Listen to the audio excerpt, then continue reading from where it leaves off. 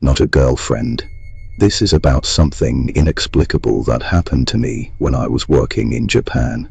Because of work, I moved to a seaside city in Yamaguchi Prefecture. It was technically a city, but compared to Tokyo it was really the countryside. That's where I had this strange experience. Here's how it went. At the time, to save money, I looked for a share house. It was a 3-story standalone townhouse. Even though it was shared housing, the landlord hired someone to come clean the common areas and handle the trash every day. And the rent was cheap, so I decided to take it. The house had 5 rooms total. The first floor had a kitchen, bathroom, and 1 room. But since no one lived in the first floor room, it was used as storage. The second floor had 2 rooms and a toilet. Living on the second floor was a cheerful Taiwanese guy. The other room housed a Hong Kong man and his girlfriend. I lived on the 3rd floor. The 3rd floor had 2 rooms. My neighbor was a college student who studied hard every day. When he wasn't in class, he'd hole that day. I met him in front of the station of the next bigger city nearby. The 2 of us went to a bar close to the station to drink. He told me, "Hey, it's been way too long since we hung out. How have you been lately? Are you getting along with your girlfriend?" "Who told you I have a girlfriend?" I asked. "Oh, really? Was I mistaken? Isn't your girlfriend the ex-girlfriend of the guy from Hong Kong? Every time you're not home, a few times when I was there, I could hear a woman's voice coming from your room. I always thought it was your girlfriend chatting with her friend on the phone. And a few times when I ran into you out and about, your girlfriend was right there, seeing you off at your door late at night. That woman's got to be the Hong Kong guy's ex." At that moment, I thought, man, that's rough, stealing someone else's girlfriend. So back then, I distanced myself on purpose. But later I figured, hey, it's your private relationship. Let Sholton get between our friendship. That's why I asked you out today. I honestly had no idea what he was talking about. I didn't have a girlfriend at all. I was living alone the entire time. So I said, hey, don't joke around. I'm really living alone. Then silence fell between us. We just looked at each other, like we were both thinking of the same thing at once. He called the Taiwanese guy who used to live on the 2nd floor and invited him over. When the Taiwanese guy arrived, he told us why he moved out. One afternoon, he was home alone and thought the room next door was empty. Curious, he wanted to peek inside to see the layout and decoration. So he opened the door and saw a woman standing by the window with her back turned to the door. He figured someone was there to look at the room. He said sorry and was about to close the door. But then the woman said it's okay. Next thing he knew, he lost consciousness. He had no idea what happened. When he woke up, the sky was already getting dark. He got up, locked his door, and lay on his bed, thinking over the afternoon's strange events. At that moment, someone kept twisting his doorknob trying to break in. As he got up to check who it was, he heard a woman whispering outside, "Let me in, let me in, let me in, let me in, let me in," over and over. Suddenly, a strong force slammed against the door. The door hissed sharply, and then everything went quiet. That night, he asked a friend to help him move out and escape. I asked, "You lived there so long without any weird stuff happening?" "No, nothing," he said. "I suspect the Hong Kong guy brought that thing home, because he was the first to move into that house and had lived there for 2 or 3 years. Only after the Hong Kong guy moved in did he discover that woman's presence. He'd thought she was the Hong Kong guy's girlfriend. Maybe she stuck around because she had someone to keep her company, so she never bothered us. But now the Hong Kong guy moved away. She didn't follow. Shess started looking for a replacement. After he finished talking, the 2 of them stared right at me. I thought back over the recent days. It was kind of odd. At night, My face would itch as if something like hair was brushing against it. But every time I opened my eyes, there was nothing there. After scratching, sensations came back shortly after. A while ago, when I was taking a shower, I kept hearing breathing outside the bathroom door, and food in the fridge, still inside the expiration date, kept going bad. That's how the three of us stayed at the bar till morning. The next day, the three of us went straight to the shrine to get protective charms, and then went to a temple to ask the chief priest to purify the atmosphere for us. That same day, I decided to move too. For the meantime, I stayed with a co-worker while looking for a new place. On the day I planned to move, two young people move into the second floor, college students who became my new neighbors. Seeing someone move in made him feel less alone. So he decided to keep living there because he was so broke at this point. He wasn't even afraid of ghosts. That's how, within 3 days, I found a new place smoothly.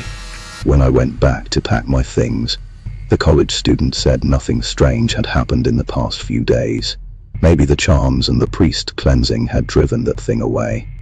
A month later, the college student called me. He had forgotten his keys, and the landlord was traveling, so he wouldn't be back to open the door until the next day. He asked if he could stay at my place for one night. I thought, sure, one night is fine. When he came over, I opened the door. I saw him, but just behind him, that woman was also there. I stopped using my phone before bed after that. This is a story a friend told me. He is completely addicted to his phone. He never parts with it. Whenever a message comes in, he has to reply right away. In my eyes, he's just a pitiful person hijacked by all those apps and information feeds, wasting the precious hours of his life on that evil phone. He's even given up his own time to relax and think. His freedom's been taken hostage by meaningless chat messages. But he doesn't see it that way. In his mind, some of the articles he reads online actually inspire him. Besides, he believes people shouldn't live for themselves alone, so interacting with others is necessary. I don't really understand his thinking, but compared to spending time on a phone, I'd rather be out in nature or reading a book. One day, my friend told me he didn't dare use his phone before bed anymore. I asked him why. He said that night he was home alone at 2 in the morning, getting ready to sleep. He turned off all the lights and was lying in bed in the pitch-black room, scrolling through messages and funny videos on various social platforms. Then a stranger sent him a message, "Why aren't you asleep yet at this hour?" He replied that he was about to sleep. The person asked, "Is your room light on?" He said no. He turned off the lights and was getting ready to sleep. The person said, "I see. You really shouldn't do that." My friend asked why. The person answered, "You know how people don't use candles anymore. So a lot of things that used to rely on candles have been replaced by lamps or other electrical devices. That means, relatively speaking, the other world is also keeping up with the times. So when you use your phone in the middle of the night, that light is just like lighting a candle. And you know what? People used to light candles in dark rooms to summon all kinds of spirits." My friend was getting a little scared at this point. So what? So think about it, when you're in a pitch-black room holding your phone, it's just like holding a lit candle. And then, my friend asked, "Then what?" At that moment, the other person suddenly sent a picture. It was something like an ancient painting, a faceless monster with antlers, and above the image were some kind of incantation written out. My friend looked at the picture and the words, silently reciting the incantation in his mind. The person said to him, "Did you see the photo? Did you recite the incantation?" He said, "Yeah, I looked at the incantation and without thinking I recited it in my head." Right after my friend sent that message, the person suddenly went offline. At the time, my friend muttered to himself, "Who the hell is this guy? Why is he trying to scare me? Seriously." Then he put his phone on standby and got ready to sleep. When the phone's light went out, he saw it. In the corner of the pitch-black room, there was something that looked just like the thing in that photo. Right there. From that day on, my friend stopped being addicted to his phone. He never uses it before bed anymore. Windslope. This is me, Izi's story. She experienced this during the summer of her senior year of high school. I'll tell the story from me Izi's perspective. It goes like this. That night, a stifling summer night, I couldn't sleep.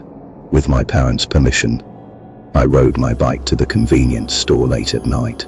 After buying ice cream and a drink, I usually would have taken the same route home. But I suddenly noticed a long downhill slope in front of the store and decided to push my bike up to take a look.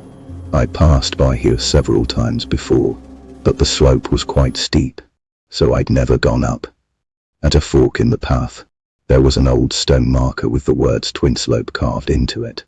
I walked to the top. The view was beautiful. The city I live in sits on a mountainside slope facing the sea. The lights of the factory district by the harbor glittered at night, reflecting off the water under the moonlight. I thought to myself I could go down this slope and still get home. I figured it would feel amazing to ride down while taking in the night view. So I decided to ride my bike straight down the mountain. The breeze felt wonderful. The hot, humid night transformed into a cool wind enveloping my entire body. Without even pedaling, the bike shot forward at an alarming speed. At first, I thought the wind rushing past felt great. But as the speed gradually increased, I started to feel afraid. Instinctively, I put my hands on the brakes, but the brakes didn't respond.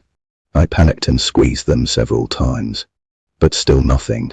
I tried to stop with my feet, but my sandals were plastic the moment they touched the pavement. They'd probably just shred apart. At the bottom of the slope was a T-intersection.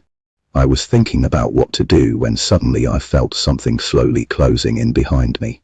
Then it shot right up beside me. In the faint moonlight and glow of the street lamps, I saw what it was. A bicycle, with a woman on it. A woman riding a bicycle. But in that instant, I heard the sound of a car ahead. I could see headlights shining out from the side road. Panic hit me instantly. By the time I came to my senses, I was already weaving wildly on my bike. Then suddenly, that other bicycle closed in on me from the side. And for some reason, my brakes responded. The wobbling frame steadied itself. My speed dropped, but the bike still wouldn't stop. The car was closing in right in front of me. Just when I thought there was nothing I could do, when I was ready to give up, the bicycle running alongside me suddenly shot past. What's it doing? I thought. After overtaking me, the girl turned her head back to look at me. And then, for some reason, she smiled. She rode straight out into the road. A deafening screech of car brakes echoed through the night sky. Right after, my own bicycle shot into the road and finally came to a stop. I was frozen, stunned. I turned my head and locked eyes with a middle-aged man leaning out from the cab of a delivery truck. His face twisted in terror. As I squinted under the glare of the headlights, the man climbed down from his truck and rushed over to me.